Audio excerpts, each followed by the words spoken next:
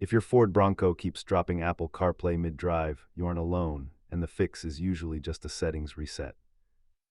Nearly 70% of wireless CarPlay issues in modern Fords are linked to outdated sync software or interference.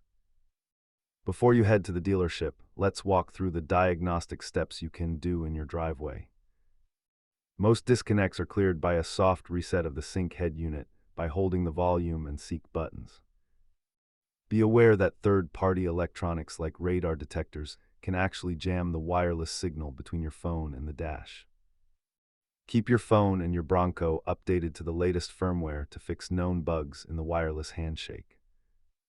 If the wireless connection remains flaky, switching to a high-quality MFI-certified cable is the most reliable workaround.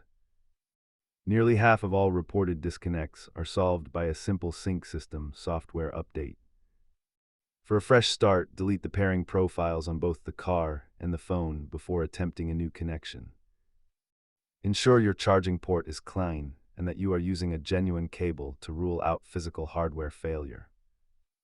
Most Bronco owners find that a single over-the-air update resolves their connection drops permanently. Try that soft reset today and get your maps back on the big screen where they belong.